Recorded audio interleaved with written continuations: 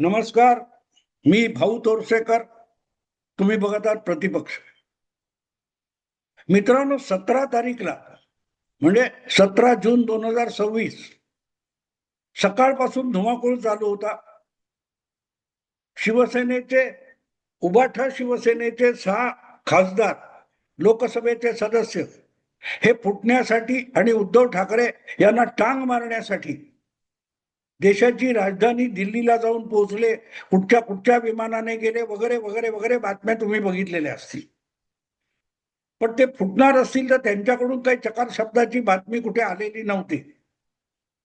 पण दुसरीकडे उद्धव ठाकरे यांच्याशी निष्ठावंत असलेले 3 खासदार, लोकसभेतले अनिल देसाई आणि अरविंद सावंत अधिक राज्यसभेतले संजय राऊत यांनी राजधानी दिल्लीमध्ये पत्रकार परिषद घेतली आणि यथेच्छ या फुटणाऱ्यांचा उद्धार करून टाकला. म्हणजे ज्याला सुसंस्कृत भाषेमध्ये शिव्या शाप म्हणतात, गाली गलोच हिंदीत म्हणतात, त्या सगळ्या शब्दांचा वापर करून हे कसे गद्दार आहेत, हे कसे शब्द देतात, हे कसे शब्द घेतात आणि पलटतात, या सगळ्या गोष्टींचा पाढा 17 तारीखला राजधानी दिल्लीच्या पत्रकार परिषदेमध्ये अनिल देसाई, अरविंद सावंत आणि संजय राऊत यांनी केला. त्यामध्ये सगळीकडे बातम्या झळकल्या. संजय राऊत यांनी शिवीगाळ केली, अपशब्द वापरले, नवे आपले अपशब्द एडिट करू नका असंही सांगितलं. हिंदीमध्ये सुद्धा गाली गलोच हे शब्द आले. मी त्याला महत्व देत नाही, कारण आजकाल उद्धव ठाकरे यांचे सगळ्यात मोठे समर्थक असलेले निखिल वागळे हे तर 1995च्या 30 वर्षापूर्वीच्या शिवशाही सरकारला शिव्याशाही म्हणायचे. तेव्हा आज उद्धव ठाकरे यांच्या पक्षाचं समर्थन करताना ती शिव्याशाही जर निखिल वागळे विसरून गेले असतील तर संजय राऊत जी भाषा वापरतात ती अत्यंत सभ्य सुसंस्कृत असली पाहिजे हे गृहीत धरावं लागतं. असो, पण तो विषय नाहीये. विषय असा आहे की या फुटणाऱ्या खासदारांची कुणकुण लागल्यानंतर उद्धव ठाकरे यांनी अगदी अलीकडे, मला वाटते 4-1 दिवसापूर्वी, रविवारी वगैरे या सगळ्या आपल्या लोकसभा खासदारांची, जे काही 9 खासदार आहेत त्यांची मातोश्रीवर बैठक बोलवलेली होती. आणि त्या बैठकीला कोण हजर राहिलं, कोण हजर राहिलं नाही, कोण तिकडे फिरकलाच नाही, कोण ऑनलाईन हजर होता वगैरे वगैरे, याच्या बातम्या झळकलेल्या आहेत. त्या मी पुनरुक्ती करणार नाही. मला एकाच गोष्टीची गंमत वाटली की दिल्लीच्या पत्रकार परिषदेमध्ये उद्धवनिष्ठ 3 खासदार जे बोलत होते त्याचा अर्थ मला समजला नाही. आता संजय राऊत बोलत होते म्हणजे उद्धव ठाकरेच बोलत होते समजायला हरकत नाही, की हे लोक आपल्या आईची शपथ घेत होते, आपल्या मुलांची शपथ घेत होते, भवानी आईची शपथ घेत होते, शिर्डीच्या साईबाबाची शपथ घेत होते, आपण फुटणार नाही असा शब्द देत होते. हे सगळं वर्णन त्या रविवारच्या सभेचं, मातोश्रीवरच्या सभेचं वर्णन आणि आखो देखा हाल संजय राऊत सांगत होते. मग त्या सभेला 9 पैकी 2 आले का, 4 आले का, किती लोक ऑनलाईन होते, किती लोक आले नाही, हा बाजूला ठेवायचं होतं. अगदी समजा 2 किंवा 4 आले तरी त्यांनी शब्द दिला, शपथा घेतल्या, आपण फुटणार नाही, आपण तिथेच राहू. हे सगळं असतानाही जर आज ते लोक 15 कोटी रुपये ऍडव्हान्स घेऊन फुटण्यासाठी दिल्लीला पोहोचले असतील तर हा सगळा आगपाखड करण्याचा विषय होता. मला ह्या गोष्टीची गंमत वाटली की मातोश्रीवर जी काय सभा झाली ती कुठेही लाईव्ह दाखवलेली नाही. त्याचं थेट प्रक्षेपण ना कुठच्या चॅनेलने केलंय, ना सोशल मीडियाच्या तंत्रज्ञानाचा वापर करून उद्धव ठाकरेंनी ती जी बैठक घेतली खासदारांची त्याचं लाईव्ह प्रक्षेपण कुठेही केलेलं नाही. त्यामुळे प्रत्यक्ष मातोश्रीवर जी उबाठा खासदारांची बैठक झाली त्यात काय घडलं हे आपल्याला माहिती नाही. संजय राऊत म्हणतात, त्यावर आपल्याला विश्वास ठेवायला पाहिजे. पण प्रश्न असा आहे की जर ते थेट कुठे प्रक्षेपण झालेलं नाही, त्याचं चित्रण नाहीये, म्हणजे आपल्या समोर किंवा जनतेसमोर आलेलं नाही, त्यामुळे ही जी बैठक मातोश्रीवर झाली उबाठा खासदारांची, त्याला आपण बंद दरवाजा आडची बैठक म्हणू शकतो. आणि हाच माझ्या दृष्टीने या सगळ्या गडबडीतला अत्यंत महत्वाचा आणि निर्णायक मुद्दा आहे.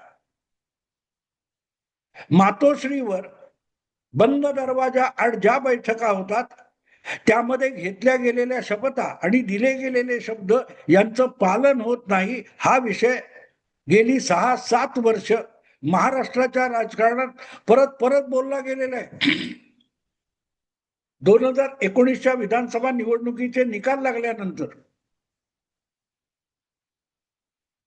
देवेंद्र फडणवीस तत्कालीन महाराष्ट्राचे मुख्यमंत्री उद्धव ठाकरे यांना वारंवार फोन करत होते, कारण शिवसेना भाजप यांनी एकत्रित लढवलेल्या निवडणुकीला मतदाराने भरघोस पाठिंबा दिलेला होता आणि महायुतीचं जे बहुमत आलेलं होतं, त्या बहुमताच्या आधारे राज्यपालांकडे जाऊन सरकार बनवण्याचा दावा पेश करण्याची गरज होती. आणि त्यासाठी एकामागून एक 20-25 वेळेला देवेंद्र फडणवीस हे उद्धव ठाकरेंना फोन करत होते, पण उद्धव ठाकरे त्यांचा फोन उचलतच नव्हते.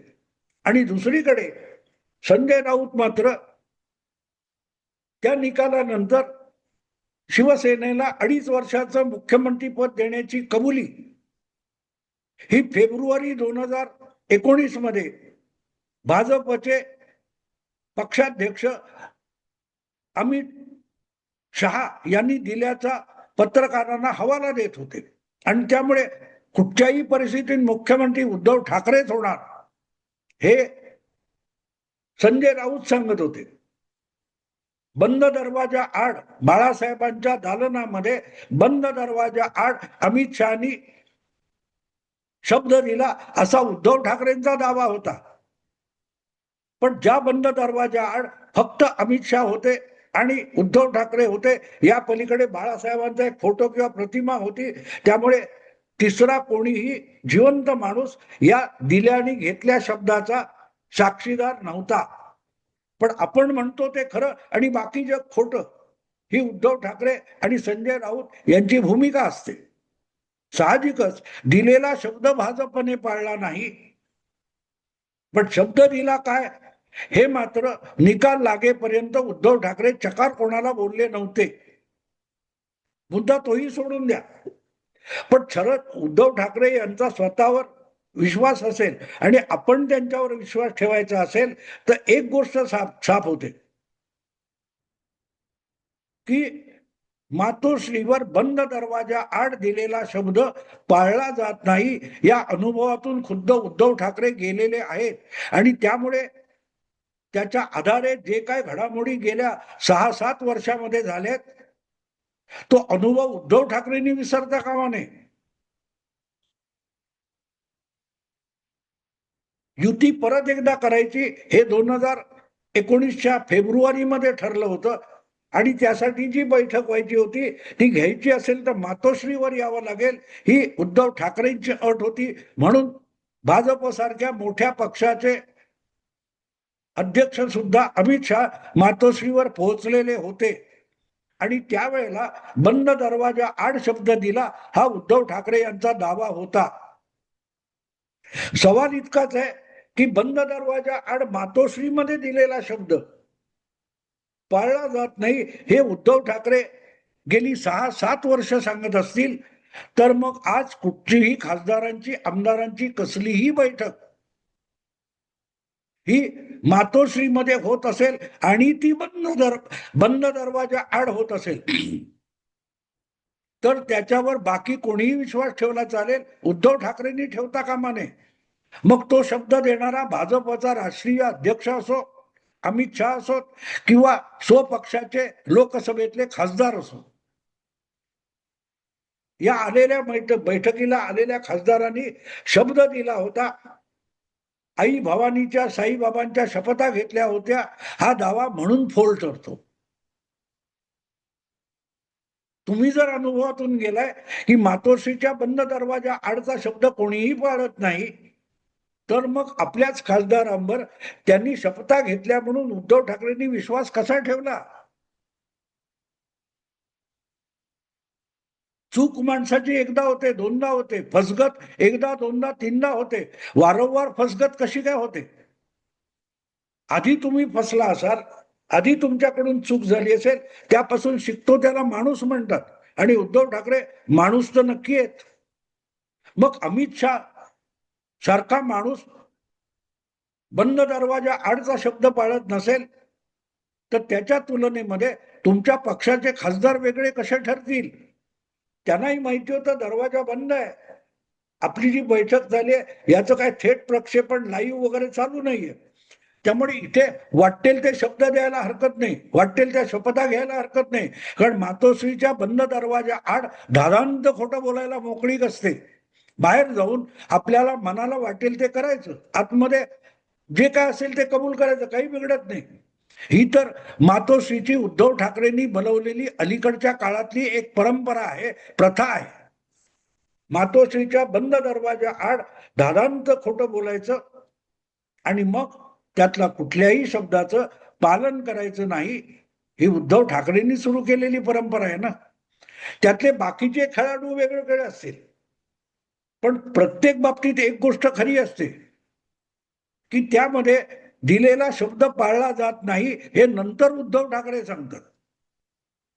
आज जे काही अनिल देसाई, अरविंद सावंत किंवा संजय राऊत पत्रकार परिषदेत सांगत होते, शपथा घेतल्या, शब्द दिला वगैरे वगैरे वगैरे, हे याच्या आधी रविवार पासून 3 दिवस उभाठा शिवसेनेतला कुठला नेता असं बोलत नव्हता.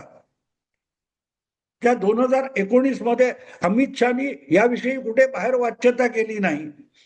आणि आता ज्या 6 खासदारांबद्दल, लोकसभेच्या सदस्यांबद्दल टाहो फोडून त्यांना खोटं ठरवण्याचा प्रयत्न केला जातोय, त्यापैकी कोणी बंद दरवाजा आड आम्ही रविवारी उद्धव ठाकरेंना असा शब्द दिला, आम्ही या शपथा घेतल्या, असं त्यांनीही सांगितलेलं नाही.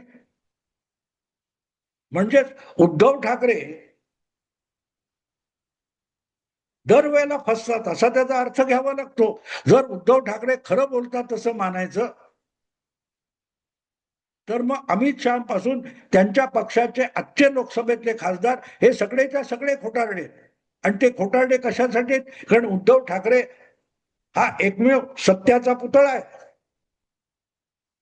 पण तोही बाजूला ठेवा. मला एवढंच म्हणायचं की उद्धव ठाकरे यांनी बैठक घेतली, ती काय 2 तास 4 तास चालली असेल, ती चालली असेल, पण त्यामध्ये तुमच्या सहकार्यांनी, लोकसभेतल्या सदस्यांनी, खासदारांनी जे काय शब्द दिलाय त्याच्यावर विश्वास ठेवणं हा पहिला गुन्हा आहे. उद्धव ठाकरेंनी विश्वास ठेवणं हा गुन्हा आहे. ज्याचं भांडवल करून आपण मुख्यमंत्री पद बळकावलं होतं, त्या अनुभवाचा बदला घेताना मग परत एकदा शब्दासाठी उद्धव ठाकरे कसे फसले? एक गोष्ट यापुढे निश्चिंत ठरवावी, मातोश्रीवर कोणीही जाऊन उद्धव ठाकरेंची बातचीत करा आणि बेधडक खोटं बोला, काही बिघडत नाही, त्याचं पालन करण्याची गरज नाही. ही नवी पथा परंपरा महाराष्ट्राच्या राजकारणात आता तयार झालेली आहे. नवी नाही, खूप जुनी आहे. अगदी एकनाथ शिंदे मुख्यमंत्री झाल्यानंतर संभाजी ब्रिगेडचे लोक सुद्धा मातोश्रीवर गेले होते आणि त्यानंतर संभाजी ब्रिगेड आणि शिवसेना यांची युती जाहीर केली होती. पुढे त्याचं काही नामोनिशाण नाही, ना कुठल्याही निवडणुकीत, ना कुठल्याही मंचावर. तेव्हा मातोश्रीवर जायचं आणि उद्धव ठाकरे यांच्याशी धादांत खोटं बोलायचं, ही आता प्रथा झालेली आहे. आणि ही प्रथा खुद्द उद्धव ठाकरे विसरले. त्यामुळे मी अचंबित झालो आणि हा विषय तुमच्या समोर मांडला. आवडला लाईक करा, शेअर करा आणि प्रतिपक्षाला सबस्क्राईब करा. नमस्कार.